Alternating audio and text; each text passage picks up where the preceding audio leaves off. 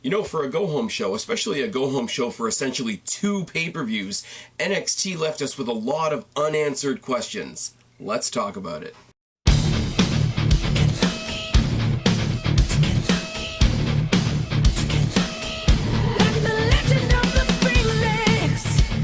What's going on, everybody? It's your buddy, it's your pal, Spaz Phoenix, the YWC Reality Check, here with your November 20th go-home show to War Games, go-home show to Survivor Series review. And yeah, let's get the house cleaning out of the way straight away. If you're listening to this on audio, you can also find me on YouTube at Spaz Phoenix. If you're listening to me or watching me on YouTube, you can find me on Anchor, iTunes, Spotify, Google, RadioPublic, Pocket Cast, Castro, and Overcast by searching Spaz Phoenix Podcast. We're also hoping by the end of next week to be on Breaker, Castbox, and Stitcher Radio. So we'll see how that one goes. Off on a little tangent though, I've railed a lot on the YouTube thing. It ultimately helped me make the decision to move into the podcast form that I've been doing the past couple of weeks. But it occurs to me, in amongst all the fuckery of YouTube and the fact that nobody gets my videos in their feeds. I don't have a proper count of who my subscriptions are, but my subscriptions right now are listed, or at least publicly listed, as being 2 users away from 900. So if you know anybody that is interested in podcasts like this or in YouTube content like this, please share it around for the sake, if nothing else, of me flipping a double bird to YouTube for at least getting me to 900 subs. You guys that have been with me for a long time know that the amount of time I've been here, 900 is just not an acceptable number. But that being said, I have sort of turned the corner. I have turned the page, so to speak, and I am doing the podcast thing. So that's brand spanking new, and we're doing that from scratch. So please, as I say, Anchor, iTunes, Spotify, Google, RadioPublic, Pocket Cast, Castro, Overcast. Hopefully soon on Breaker, Castbox, and Stitcher Radio. Go to any or all of those and say, and put it in the search bar, Spaz Phoenix Podcast. That'd be really, really cool. And I want to send a shout out once again to Anchor. I don't know what the fuck I'm doing. They are helping me a whole lot with that. And I want to also send a shout out to Joe Cronin of The Joe Cronin Show and Connor of OKFabe, who is on a little bit of a YouTube sabbatical at the moment, because both of them piped up to help me with a couple of sound editing issues that I've been having with the first couple of podcasts. So huge shout out to them. Really do appreciate the help. It really does show you that not all the big YouTubers and big podcasters out there are complete dicks, like JD from New York.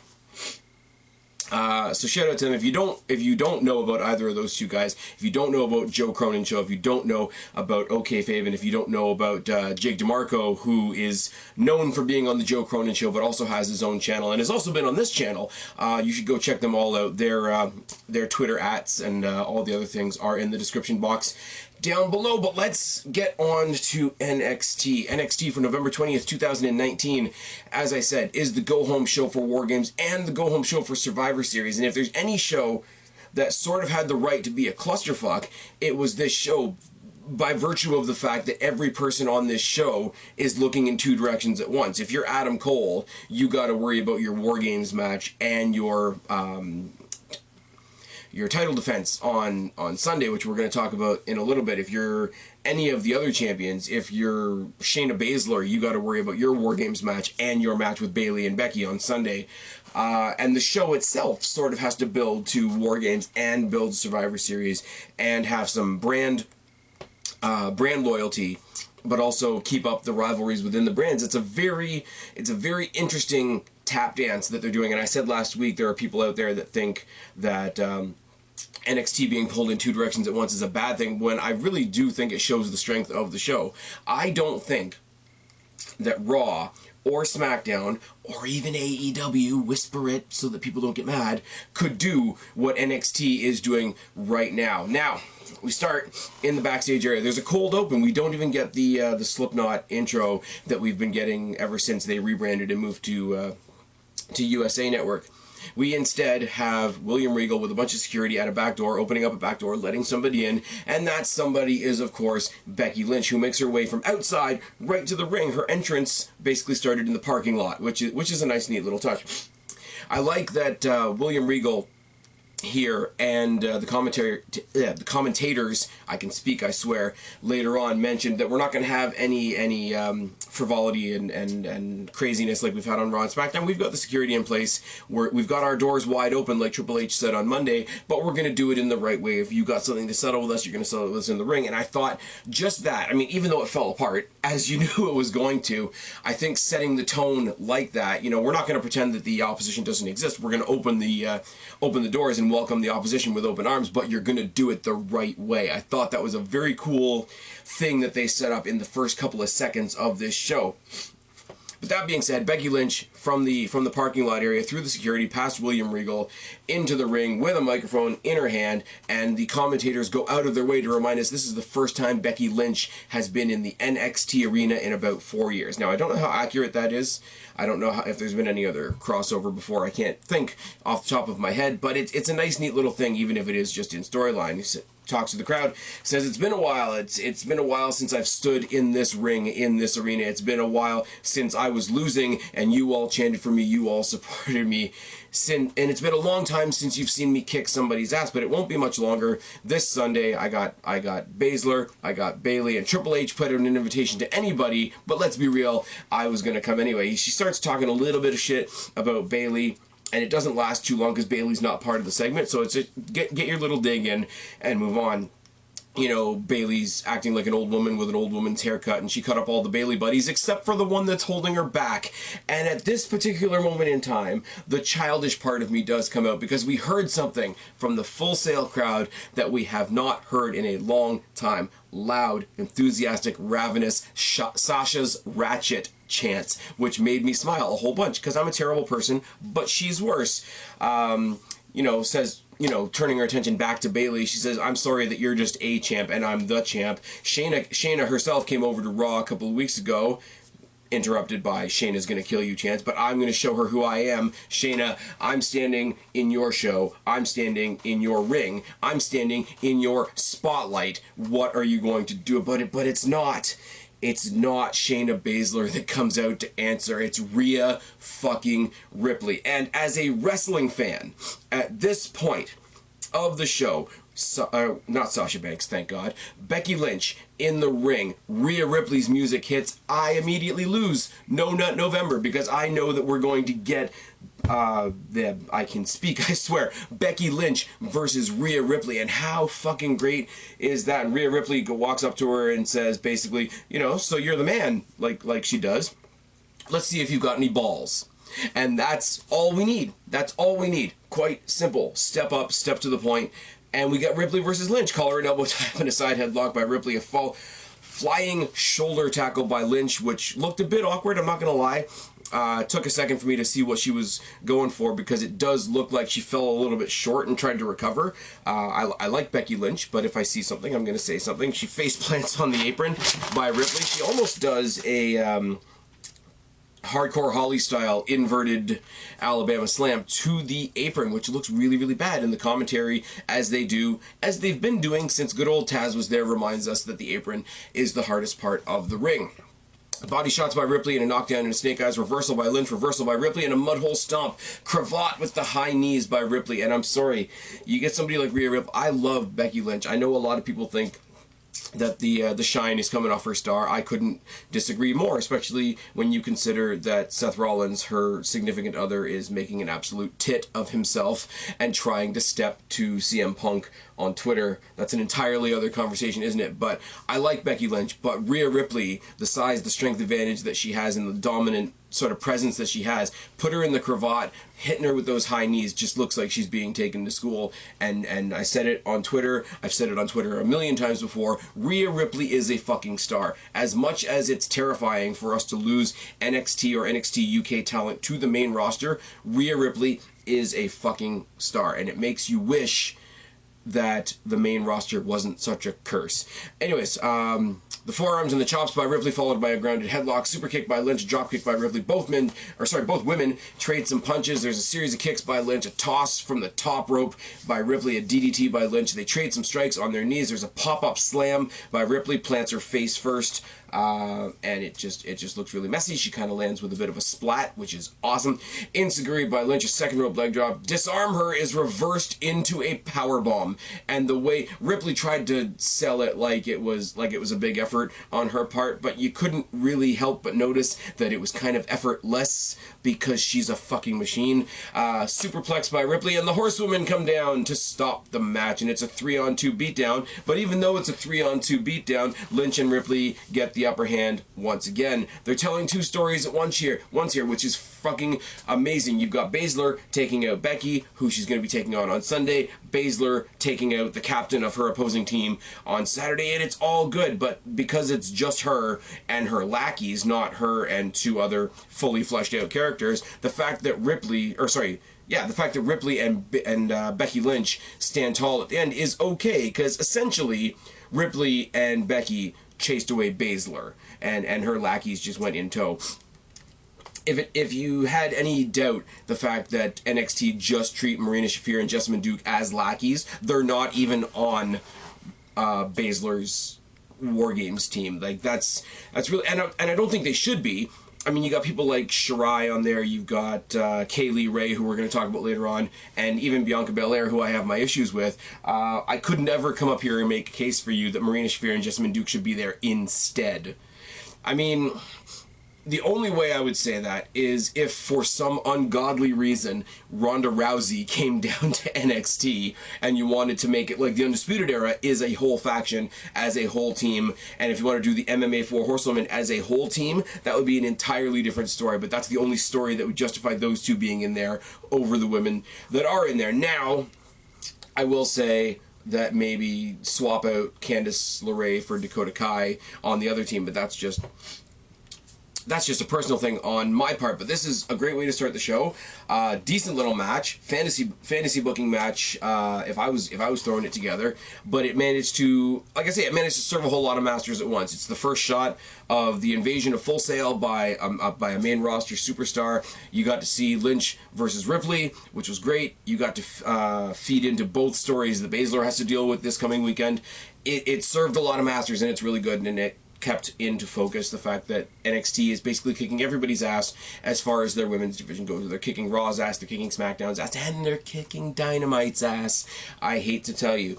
In the back, we see Revival arrive, because words are hard, and they're met with security. They're escorted into the building, much the same way Becky was. We see a video package on Kaylee Ray, who is the NXT UK Women's Champion. I like her. I haven't watched NXT UK in a long time. That's why you haven't gotten a review of NXT UK from me in a long time. If you're listening to this in audio form, in podcast form, or whatever, I used to review NXT UK, and then there just got to be too much wrestling. But she's really good, and the fact that they've introduced her onto the Baszler team for War Games, it's really, really cool, because NXT has two women's champions, and they're both on the heel side of that War Games match, and it really gives you the underdog feeling for the babyface team, even though the babyface team is led by fucking Rhea Ripley. It's very, very cool, and the video packages are what they are. WWE is very, very good with their video packages, and I'm not going to tell you anything about Kaylee Ray that you don't already know or don't care about, so we're going to move on.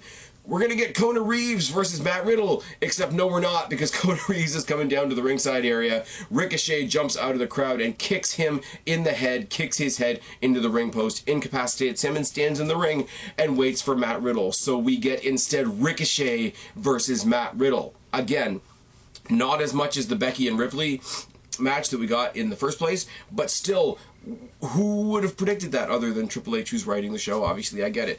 But it becomes an impromptu match, and even the referee is sort of selling it like, hey, you want to do this? You want to do this? I guess we were scheduled to have a match here, and Kona Reeves can't fight because he just had his head implanted into a metal turnbuckle post. So we're going to do Ricochet versus Riddle for reasons. Head scissor by Riddle on Ricochet and a suicide senton to the outside. Running star press gets countered into a triangle choke by Riddle. A Broton by Riddle. Corner forearms and chops. Suplex and a neck breaker and a running star press by Ricochet. They trade some elbows. They trade some knee strikes. They trade some enziguris. A German suplex by Riddle. Cesaro and Nakamura show up on either side of the ring, and this is where the layers of story get really, really good, because Cesaro and Nakamura are both from SmackDown. You got an NXT guy and a Raw guy in the ring. Riddle takes advantage of the distraction to get the win. win, but they managed to team up when Cesaro and Nakamura come in for the beatdown. Ricochet and Matt Riddle managed to stand tall against the invading NXT stars on the match with the Raw guy that was already invading. Ricochet, however, and I think he did it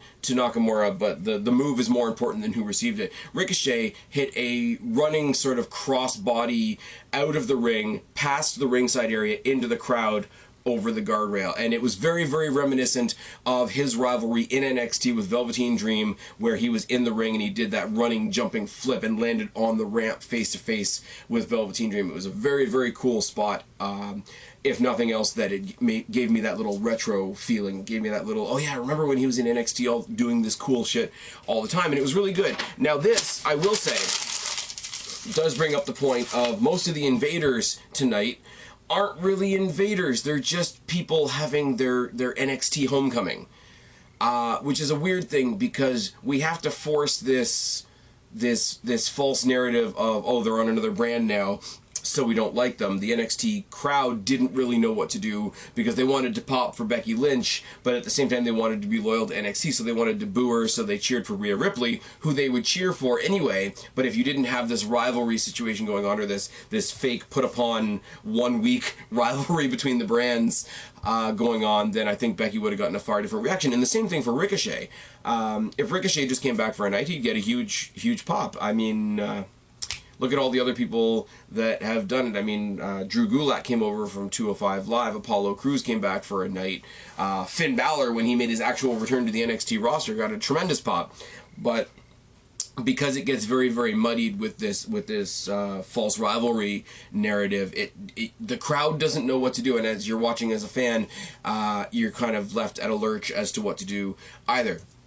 Doesn't end there, though, because Roderick Strong comes in to take a cheap shot at Nakamura, telling an entirely different story of the mid-card champions that are going to fight at Survivor Series, and Balor rushes the ring to brawl with Riddle because they have a fight at War Games. It's all good. Riddle finishes everything off with a final flash knee. Balor takes a bail because he's a heel now, and slowly makes his way up the ramp. And at the end of all of that, Matt Riddle is standing tall. He was supposed to fight against Kona Reeves. He ended up having a match with Riddle. He ended up fighting off some guys from SmackDown. He fought off Balor. He stood tall. It built everything.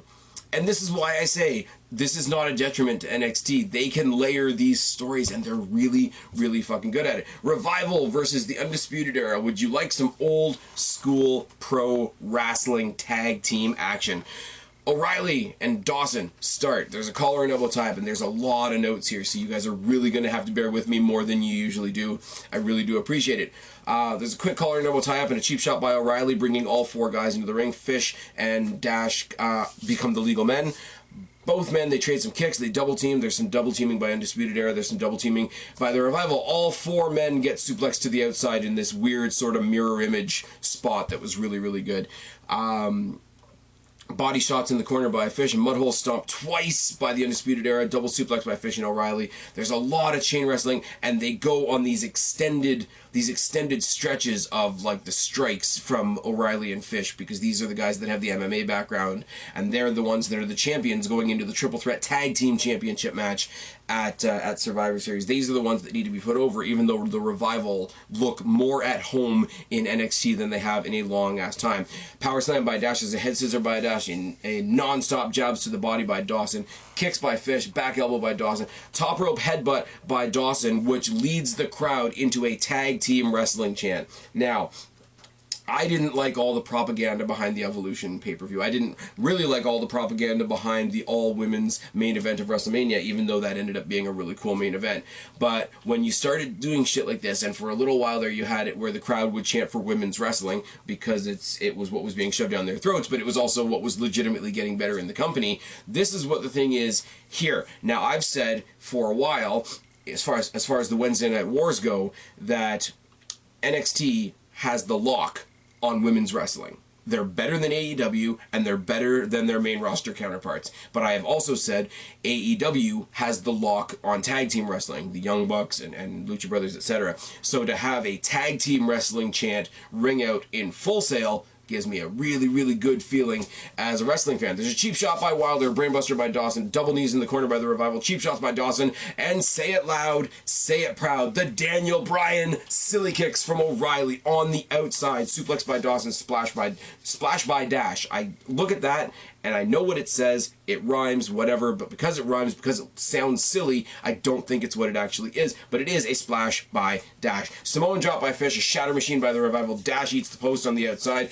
cannonball knee by O'Reilly, top rope knee drop to the spine by O'Reilly, which just, I know they know what they're doing, and I know nobody's getting hurt, but the way he took it, because he wasn't flat on his belly, he was just a little bit up, like in that process of trying to get up off the mat when O'Reilly came down. And O'Reilly's kind of a wiry guy, so you think of him as being extra bony. I don't know why I'm slapping my elbow when I'm talking about a knee drop, but that's besides the point. And it was just a dirty looking little spot, and it was really nice. DDT by Dawson and a high-low by the Undisputed Era get the win for the Undisputed Era. Now, it does tear me in half a little bit, because I do like the Revival. They're not getting near what they deserve on the main roster. I would love, as I say, in any other circumstance, for them to have a nice, successful homecoming in NXT, but they are the invading force in here. They are not the champions. They are not the champions that are going on to Survivor Series, so Undisputed Era needed to get the win here. It's fine. I just, you know, give Revival the Finn Balor treatment and let them come back down and do some shit. Forgotten Sons and the Viking Raiders have a brawl in the park, or not a brawl, but sort of some heavy aggressive words in the parking lot. We see that for a couple of seconds, and then we get a War Games package for the women's War Games match. And let me just say, I don't have anything against Poppy, the artist that's done a whole bunch of stuff for NXT, the one that played Io Shirai to the ring a couple of weeks ago. But they really love Poppy, don't they? And they're using Poppy for a lot of shit. And I used to give NXT a lot of credit with their musical choices, because they were the ones giving us actual, like, hard, aggressive music for a hard, aggressive show, in contrast to the poppy, sort of rappy crap that we get on the main roster. But if we get into this groove where they've just decided on a band that they like and that's just where they're going to stick, my thoughts on that are going to change. And they're going to change to a, come on, you don't need to be this predictable, I guess. I need you to be a little bit more spontaneous, because it's one of the things that sets you apart as a brand, other than, you know, just generally not sucking and not having people coming out in dog costumes and cucking stories with Rusev, etc. But that doesn't mean it was bad, because it was interspersed with all the footage of all the different women that have come together to make these two teams. It's interspersed with footage of Poppy performing at Full Sail, which is kind of nice, and it's obviously interspersed with a bunch of promo work and storytelling and all the things that WWE is good at as far as storytelling and video packages and whatever. Now, speaking of the War Games match, you've got Kay Lee Ray taking on Dakota Kai, and I really don't like the fact, because I'm a big fan of Dakota Kai. You guys know, I've said it for a long time, Dakota Kai is Bayley done properly, or what Bayley used to be done properly, and I think they purposely left her off the babyface team so that every heel that needs to look strong going into it can beat the fuck out of her, and it doesn't affect the match on Saturday. And that's not cool. I think, I don't know what I think, but it's a shitty sort of bookmark space that they've put her in right now, and I really like Dakota Kai, and I want better things for her than this. If Shayna Baszler wasn't, if anybody else other than Shayna Baszler was the champion, I would say Dakota Kai should be the #1 contender. But right now, as Shayna Baszler still is the champion, she's gonna die if she faces Shayna Baszler. It's just a thing. But Kay Lee Ray's a lot of fun. Kay Lee Ray's kind of bitchy. She's got a little bit of an attitude to her that I really like. As I say, she came up in a time where I was still reviewing NXT UK, and the main story there was Ripley and Storm. And Ripley and Storm are bigger stars, bigger star presences than Kay Lee Ray is. And I think if not for her being there at the same time as the two of them, she could have been the leader of that division. Now with Ripley coming over, and I'm not sure what Toni Storm is doing, I really need to get caught up on that. It seems like she's still got the title, clearly, and I'm happy for her. It's a really cool thing.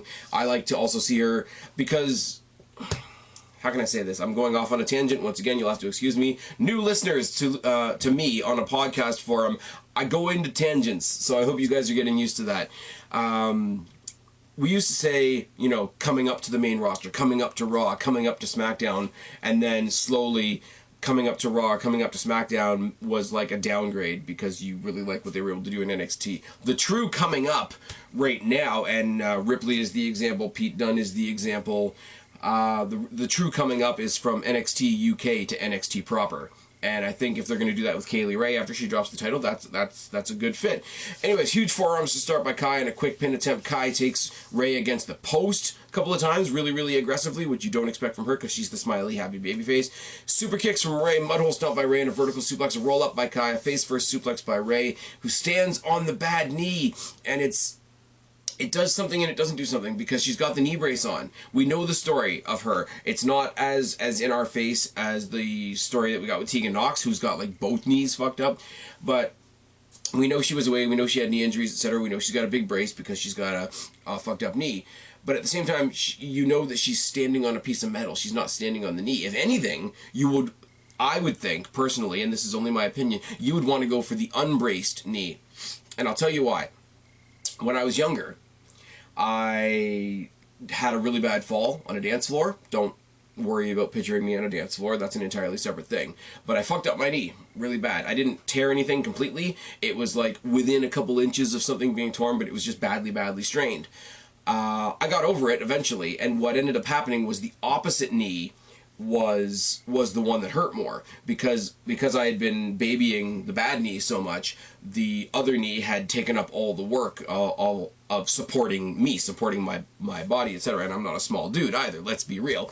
I really think the cool story here would have been, okay, Dakota Kai's had all this work done on this knee that's all braced and whatever. How much extra work has her other knee done? Would it not be the more vulnerable one? I think that would have been a cooler story to tell, and it wouldn't have been Kaylee Ray just standing on a piece of metal. I get the story that they're trying to tell because Dakota Kai would obviously be thinking about her previously injured knee, but why would you not go for the knee that she's not even thinking about? That plays an entirely different psychological game, and I think they kind of missed a trick by not doing that, but that's just me. Ray works the knee around the post after she's done standing on it, and there's a double stomp by Kai, a clothesline, a drop kick to the face by Kai. Ray eats the steps on the outside and then eats a haluva kick, caught her head between the post and Dakota Kai's foot, which is wonderful. Super kick by Ray and a gory bomb does get the win for Kaylee Ray, again, for a couple of reasons. She has her first proper NXT pay-per-view appearance this coming Saturday. She is in a War Games match, and she is the one that's got a belt around her waist at the moment. As much as I hate to say it, as much as I'm a huge Dakota Kai fan and I want to see good things for her, she needed to win this match, especially for people that haven't seen her on NXT UK and wanted to know what she could do. Now, Carmella, Dana Brooke, Mandy Rose, Sonya Deville, they all come into the ring and they all start feuding with Kaylee Ray and with Dakota Kai, who bond together as NXT people to fight off the SmackDown invasion. And then more people come in and people from all the rosters come in, and it's all just a bit of a mess. And I would love to just come here and write that it was all just a bit of a mess and then we went on to the next segment. But then you see a big red flash in the one corner, and it's Kairi Sane with her bright red Raw shirt and her bright red Raw hat hitting the insane elbow on the whole crowd and taking everybody out, which is great because first she got the pop for the return, but then everybody sort of spread out like the seas parted, you know, as lame as that expression is, and it was her face to face with her old Sky Pirates partner Io Shirai, and that was a cool moment because it sent my fantasy booking brain, because you guys know it's always on, into a myriad of booking scenarios. Now, follow me on this for a second. Asuka in NXT was one of the biggest baby faces they had. Kairi Sane wins the Mae Young Classic, comes to NXT just after Asuka left. She's one of the biggest, most lovable baby faces ever. Io Shirai comes in, and she's Kairi Sane's friend, and they're baby faces. They form a team, and they're a babyface tag team, and all that. Asuka goes to the main roster. Kairi Sane eventually goes to the main roster as well. Kairi Sane joins Asuka in a tag team. They make the Kabuki Warriors, and it's totally bad and terrible and racist because they just shoved them together because they're Japanese, even though that's what the Sky Pirates were as well. But now, Asuka and Kairi Sane collectively turn heel. Io Shirai, left behind in NXT, also turns heel. Whatever the next takeover is, I don't care whether it's NXT TakeOver Afghanistan, main event, these three women in their current awesome heel forms triple threat match. You don't need any titles on the line, whatever. Just give me heel Asuka versus heel Kairi Sane versus the current iteration of heel Io Shirai that we have in NXT right now, and that could main event any pay-per-view. It's not going to happen, of course, because we can't have nice things, but it was a really cool thing, and all that came from just a brief face-to-face between Shirai and Sane that I thought was really cool. And then we end off this segment with Nikki Cross rushing the ring with a trash can lid and chasing off literally everybody. And I love fucking Nikki Cross, so that was cool too. The Viking Raiders took on the Forgotten Sons, and as much as I love NXT, and as much as I don't want to shrug off something that NXT did, and as much as I don't want to shrug off another cool return, I could not be paid to give a crap about this match, because the Forgotten Sons, they make a little bit of leeway with me, and then they fall off. And then they make a little leeway with me, and then they fall off. And it was just... The Viking Raiders do some impressive stuff for being big guys. They really do. And I want to be able to come up here and tell you that they came in and they had an awesome match, and they really, really blew the roof off the place. But they didn't. The Viking Raiders did Viking Raider stuff, and the Forgotten Sons were very forgettable, to steal a Michael Hamflett joke. I will say... The Suns managed to get Hansen up for that powerbomb knee strike thing that they do, and that was their big feat of strength for the match. Also, there was an apron Death Valley driver by Cutler on Rowe, I think. I'm going to call them Rowe and Hansen because they're back in NXT and names are different and all that sort of thing. Those were some impressive spots, but they weren't enough to make me care about the match. It wasn't even enough to make me pick up my pen and write about it. And I hate saying that about NXT. And this went on for a long time for a match that I didn't care about. I hate saying that, but if I'm going to be the NXT shill that I'm accused of being, I'm going to tell you when they give me something I don't care about either, which isn't very often. Cole versus Dijak in a ladder match, and it's virtually the same thing that we did last week with Shirai and Mia Yim. They're going for the... what do you call it? The War Games advantage. Which team is going to get the 2-on-1 and the 3-on-2 and the 4-on-3 throughout the War Games match, which I hate it in a way, because NXT doesn't treat its fans like idiots like the main roster does. We know that it's going to be the heel team. There's no good story to tell with the baby faces having the advantage all the way through. So you know what the result is going to be. They managed to do it a really cool way last week. Mia Yim busts her face open, falls through a ladder, and then we get the introduction of Kaylee Ray. It's all good. But you knew Io Shirai was going to win. You knew Adam Cole was going to win here too. And Dijak is quickly rising up in opinion. He's not quite at the same spot with me as the Forgotten Sons are. I know he's an impressive dude. I know he's a fantastic athlete. And I know the series that he had with Keith Lee and eventually including Roderick Strong at the end was awesome. I don't know what his character is.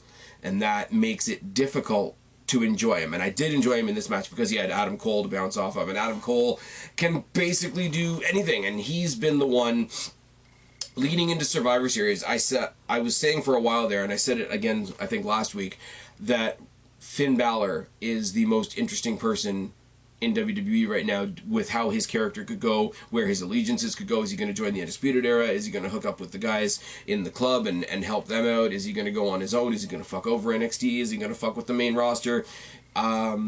His story is wide open, which makes him the most entertaining or maybe interesting or maybe explosive character that they've got right now. But I think Adam Cole has been the workhorse of this entire angle. He started that Friday where everybody else was stuck in Saudi, and he had that great match with Daniel Bryan.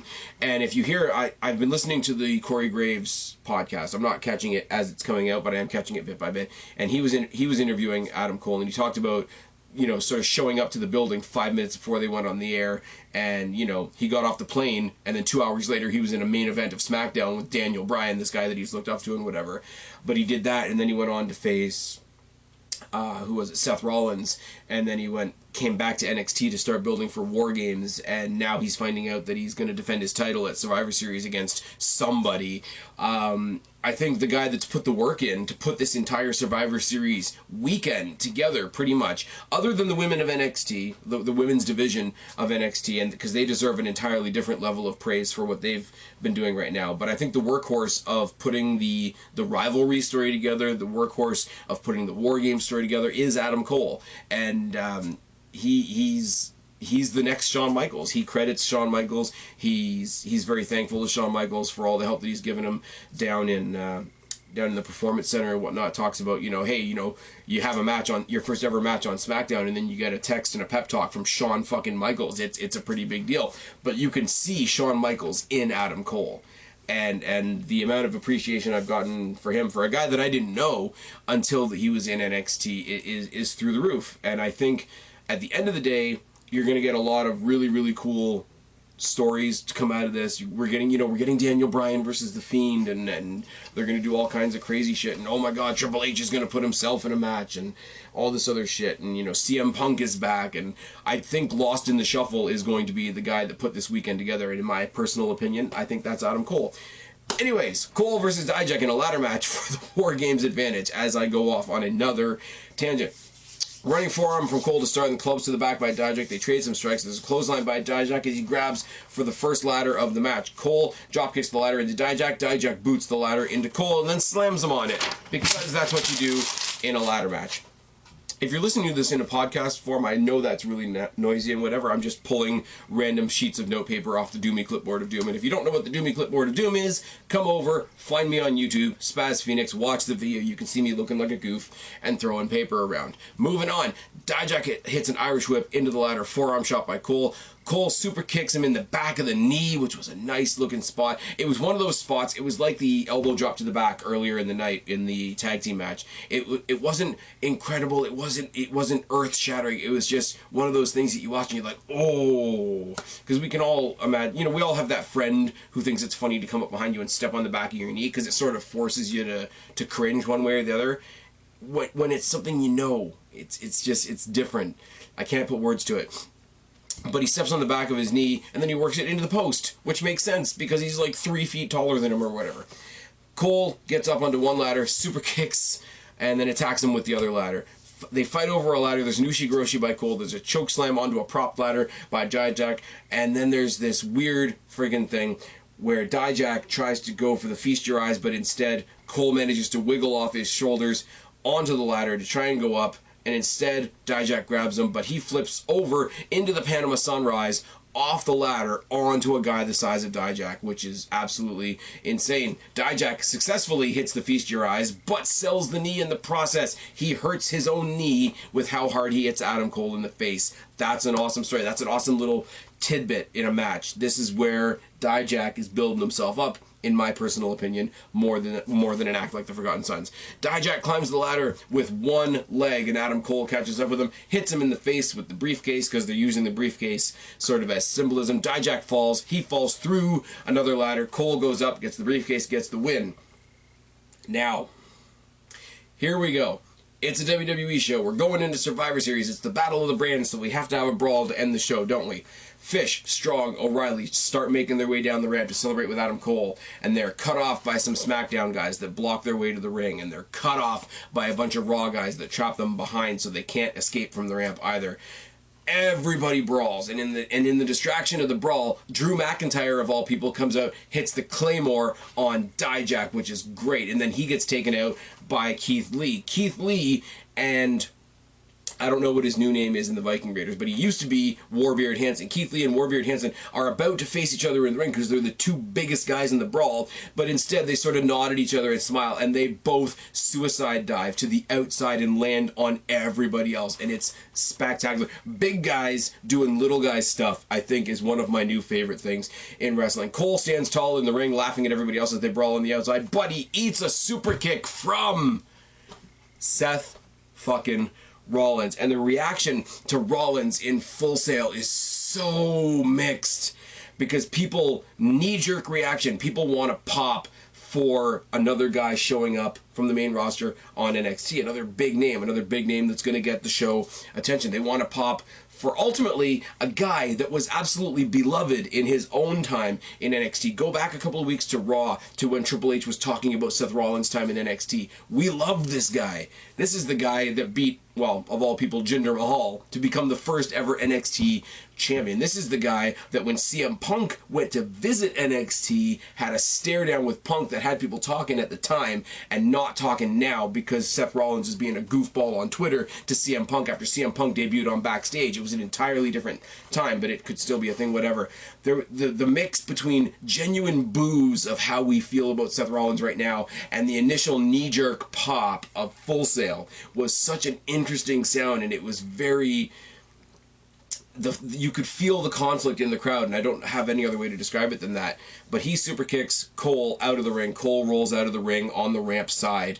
But then Rollins, standing tall in his bright red, of course, because he's got to do the rah-rah thing, and that's another story altogether. But whose music hits last? It's fucking Tommaso Ciampa. And Ciampa makes his way to the ring, almost gets in the ring, sees Cole on the ground, knees him in the face just for good measure, then makes his way into the ring, stares down Rollins. The whole world, myself included, has a holy fuck, what is this gonna be moment, because you gotta believe that Ciampa's gonna be on the NXT team. We're gonna get to that in a second, but there wasn't even a conclusion. The show faded to black, pun intended, with these two just throwing hands at each other. And that's fucking wonderful. As much as people hate Seth Rollins right now, if you say on any show that the main event is going to be Tommaso Ciampa versus Seth Rollins, people will buy that shit. That is money. This show, and I know, I'm the shill for NXT. I am the Canadian Michael Hamflet. I get it. But this show juggled two jobs tonight that nobody thought it could do, and I thought they did a really fucking good job. Now, it sold Survivor Series.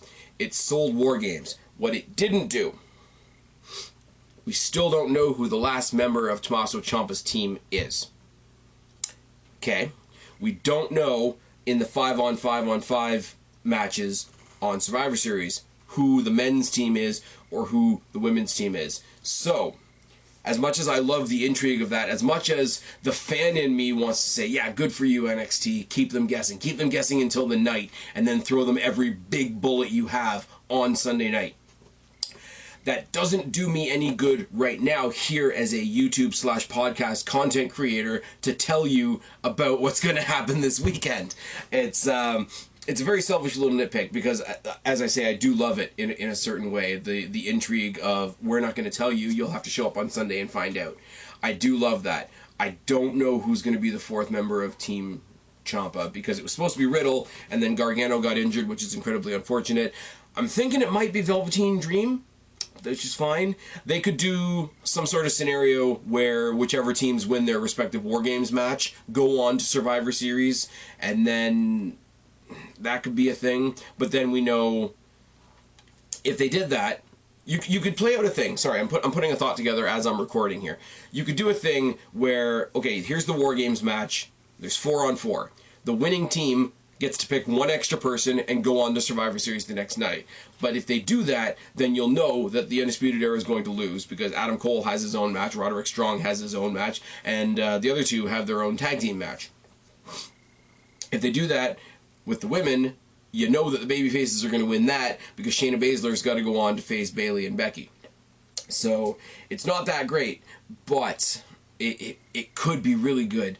And as much as the missing bits of information frustrate me right now, they're the same missing bits of information, the same surprise bits of information that are going to make me really, really excited on the night. So I don't know what else to tell you. This show was great. This show served all of its purposes. Now, somebody's going to come along and say, oh, all these matches with all these run-ins and all these non-finishes and whatever. And in any other show, in any other scenario, in any other time of the year, in any other context, I would agree with you. This many run-ins, this many non-finishes, this many, however you want to say it, fuck finishes, would make absolutely no sense. This many, like, generic brawl number 5s would make no sense.